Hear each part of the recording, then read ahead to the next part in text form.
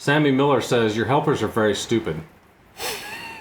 I know what you're all thinking is who could hate on you? The content's so amazing and we get so many people that tell us how grateful they are. I like literally every day, but there's a few of you out there that they thrive on the hate. That is not healthy behavior. And unfortunately for you, I also love the hate. This is gonna be fun.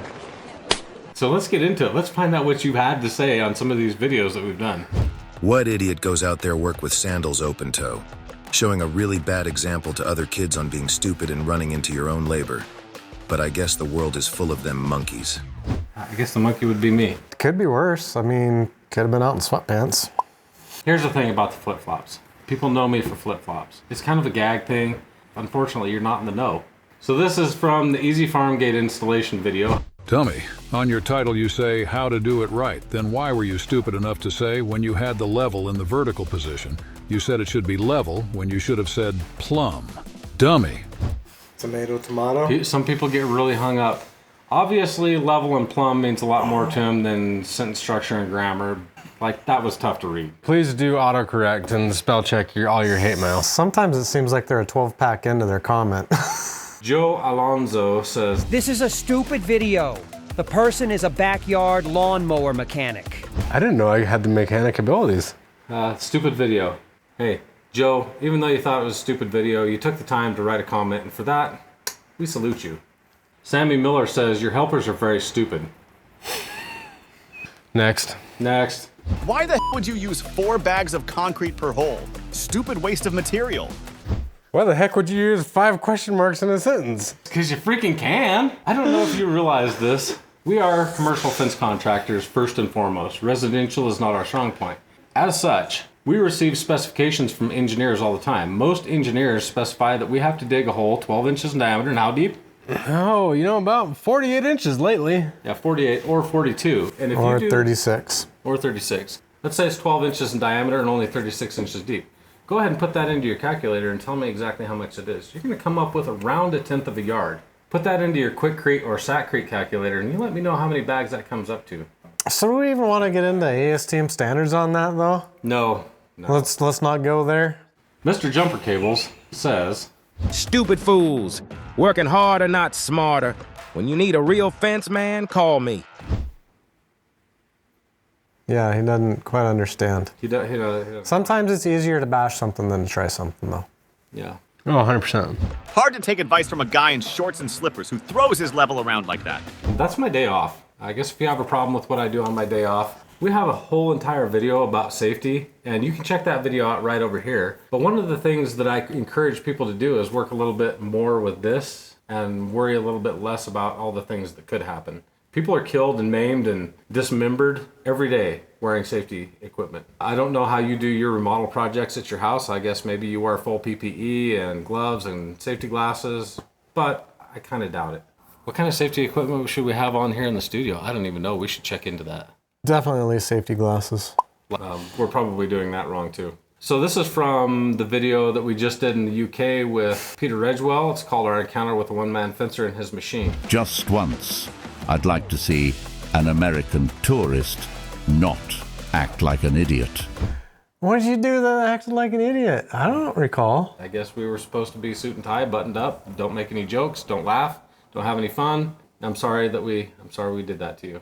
Hey, let's face it. Everybody acts like an idiot tourist when they're an idiot tourist. He should have been there a couple days later when you tried going on the right side of the road. You should have seen us in the restaurant in London. What's the dress code? Just wear something comfortable. The point remains that we almost all act like idiots when we visit another country because we're silly Americans. We can laugh at ourselves, and if you guys are so uptight you can't laugh at some of the silly things that you do over there, then sorry. Hintful fact on the escalator, if you're in England, it is not cool to just stand there in the middle of the escalator. You need to step aside to the right and allow the faster traffic to pass. I know nothing about ghost controls, but I do know a couple of idiots when I see them. I don't think it's the company's fault. You're probably the 2 worst installers I've ever seen. What we're trying to do is illustrate how typical gate operators get installed, and I think that was maybe lost on you. You're probably the type of person that takes everything very seriously. So I think that you need to let them know that all 3 of us are certified to work on automated gates. Yep. And also certified through some manufacturers as well. So, and our first and foremost goal is number one, make sure it's safe. Number two, make sure it's reliable. Spooky control, whatever you want to call that, is not going to do either of those two things at all ever. Thanks for watching the video though, Keith. We appreciate you. I think you are representative of what is wrong with America. When do people own responsibility for being a dumbass? Everything you stated is accurate, but seriously, what is the cost of your system? If everything I said was accurate and you didn't like the way that information was presented, then that's on you. Agreed. So maybe he's getting at the fact that it is ridiculously expensive. It is not ridiculously expensive. It only seems ridiculously expensive because there's a couple things that you're forgetting to calculate in. Number one is how often are you going to have to replace this really crappy operator that seems cheap on the outside. Number two is how much is that gate operator going to cost you when it harms somebody or something because it closed when it shouldn't have closed or closed on something that it shouldn't have closed on. When you take all those factors into account, our system is much cheaper because number one, you get the reliability, and number two, you get the safety. I don't want to put an operator in because as an installer, we take responsibility for everything that happens. If that operator or that gate hits a vehicle, Oh crap, that thing's gonna close on my vehicle. Dude, did you see that? it's on us. So to us, it's too expensive to install ghost control and much cheaper to install something that's reliable and safe. I don't know what your budget is. People pay many multiples higher than this for operators. It's our job to install it. It's your job to afford it. I can't help you afford it, but if you afford it, we'll make sure it's installed correctly. And if you don't like that, find another channel. We're fine with that. We're not your channel. We don't have to be the channel for everybody. This is ridiculous. The time it takes to drive the tubing using the air hammer is a joke. It's mentioned in the video the soil on site is not known for being hard or rocky. That means that any man who's not a can dig a hole in a minute or two. Well, any fence installer anyway, not some feminist. You girls make an easy job way more difficult. Non-fence life posers. So I'm gonna go ahead and say if he wants to come over here and dig holes at a hole in 2 minutes, is that what he said? Yeah, please. Yep, come on down. You're hired. Come on down. We challenge you to come to Wyoming. That means 30 holes an hour, right? 8 hour a day, 30 times 240 holes a day. He's gonna dig that by hand for us. Yeah, you're hired. If you make it to noon digging by hand and you can get more than... Let's say more than 10 holes. 10. I'll go if you 10. get more than 10 holes. More than 10. If you can get more than 10 holes, we'll pay for the airfare and put you up in a real nice place in Cody. I think Redacted lives down there in Florida, though. I think Redacted lives in Florida. I think Redacted definitely. There's a little difference between Florida sand and the Rocky Mountains. Yeah, and this is very hard clay. Very hard clay. Maybe you should go check some of our other videos about how to dig in rocky ground. Almost everything's rocky, and the stuff that isn't rocky is very, very heavy, solid clay. And if it hasn't rained, good freaking luck. You must have been having a really bad day, and that comment made you feel better about who you are as a fencer, and good on you, buddy. You can take it. Keep it coming. Oh yes, this is a back and forth. This is a good one. I've been fencing for 20 plus years. You should always pull string. We replied that eye-sighting is a dying art, to which Risky River said, I can build a vinyl fence by myself. Don't need an army. I can teach you. Then he says, TNT fence in Waycross, Georgia. Wow. I kind of want to Google TNT fence in Waycross, Georgia. It really makes me want to Google that. All right, TNT fence. You really got to step up your internet game. If you want more information about how to be a better contractor and maybe get more business or grow your company, check out Successful Contractor, for example. Well, anyhow, if you need a string line, we have some really good string line. Super tough. You can pull on it all day long. You won't break it. You won't cut it up with your diggers. We'll offer that for you because we know everybody doesn't use eyesight. There's 3 reasons that we have gotten away from using strings. Number 1 would be speed. Number 2 would be hills, going up and down terrain. Very hard to use a string because the string's 20 feet up in the air. That becomes very difficult. Number 3 would be high because it blows. That's what that cup says. What we're known for here in Wyoming is wind, and that string is almost impossible to get tight enough to where it will not create a curve.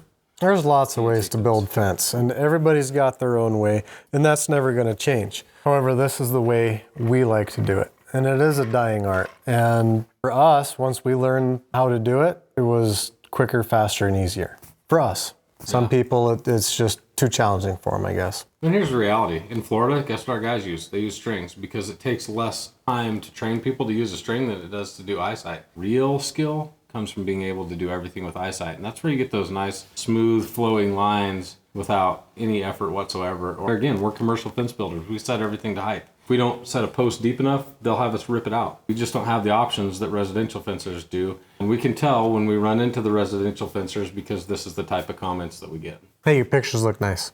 Pictures look good. How to easily build a horizontal cedar privacy fence. This Bill says, you're one strange dude, but you build a nice fence. And then he has this little facey thing. I don't know what that is. I guess I'm one strange dude. It's kind of like the dad jokes. How to build an easy barbed wire fence gate. Neil B says, what a load of rubbish. You've got L and R on your gloves. An L and an R. I'm glad you caught that. The only reason that I did that was to see if anybody was going to leave at least one comment. And you did, so good job you. Yeah. You found the Easter egg. Good job, Neil. This is from Chainlink Basics. All the parts and where they go. I can do without the corny outbursts. Just the fact, love. So try to be a little bit more dry. Yeah. Okay. Just the facts. Read it like you're reading a textbook. You're going to have way more followers that way. Okay. Wood privacy fence versus hurricane simulator. How much can it take? Oh, this will be good. What a joke. How many stooges does it take to make a fence fall? As many as you want, as long as you cut the post. Give them the dumbest prize award in history. And history? In history? Man, that's like, wow, I feel honored. I think Andrew missed the point. And we actually even said that in the latter part of the video too, that one of the things that you don't take into account when you're doing all that stuff is the fact that comparing it to a product that will be the same in 10 years to a product that will not be the same in 10 years. A post is going to dry out and it's going to rot, weakening that fence over time, whereas the steel postmaster posts will be the same in 10 years as they are today, or relatively close. And that's what we see in Florida. In Florida, what we see is a fence is going to last maybe about 10 years. That's what we were trying to represent. We know we had to go to extraordinary lengths to make that fence fail. Actually held up very well, but in 10 years, that fence is going to be on the ground just like the rest of them are. Or maybe even in 5. I just got a call from somebody in Jackson this week. They had a contractor come in and replace a wood post in 2016, and they need it replaced again this year. Did not even make it 10 years. That's why we went to Postmasters. We were having some snap off in 5 to 6 in the wind. Between the warping, twisting, rotting, the wind, we were done with it. We know a thing or two because we've seen a thing or two. I mean, we have seen a lot of stuff. And the one thing that we haven't seen yet is a failure with Postmasters. You don't have to take my word for it. Build a fence around your place and see how long it takes you to replace it. I guarantee you'll be replacing it because it will fall down. I'm still waiting for my prize, by the way. I haven't received it. Our address is on Google. You can send us stuff to the store. We'll certainly take your awards. Just be nice. That's got to be like huge, right? Right up there with the Nobel Peace Prize? That's a big one. Okay, this one is from the world's best solar gate operator. Carrie Stone says, Ta-da! Right from your phone. How amazing is that? Not amazing at all considering the price tag of that $900 gate opener that you sell for thousands. No thanks.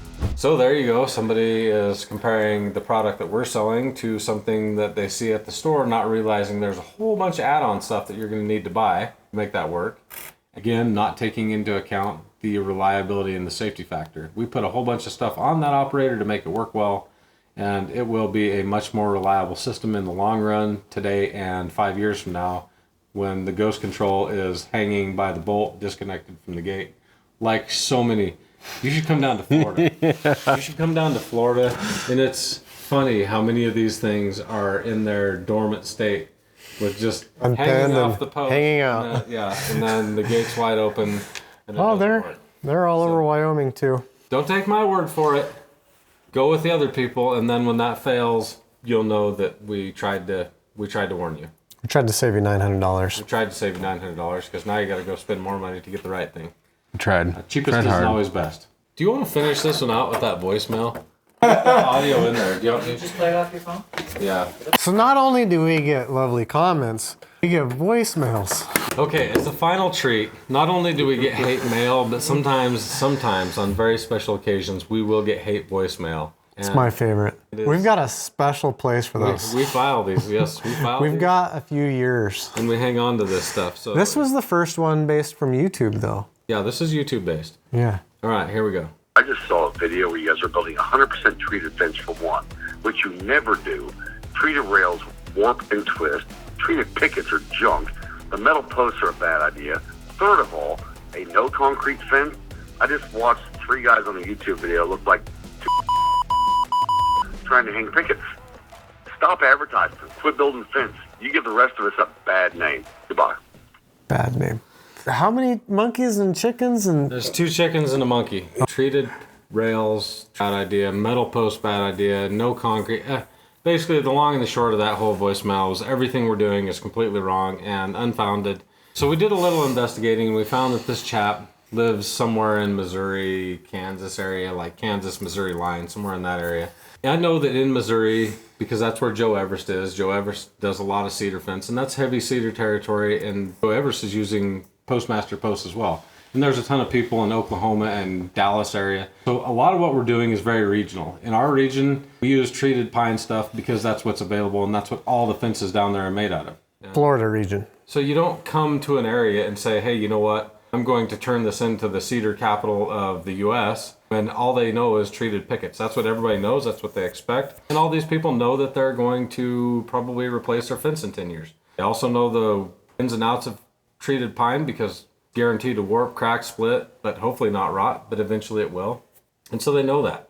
That's what they expect. That's what all the other companies are going to do. So you're fighting an uphill battle to try and sell these people something that they're not ready for. They see their neighbor's fence and they just want the same thing. Now, what we are trying to do is make it easy for them so they get the post to something that's acceptable and that will last them longer. Then they can reface the entire fence and it will cost them less in the long run. So if the posts are still really good, they can replace all the pickets and all the 2x4s in 10 years and have less cost.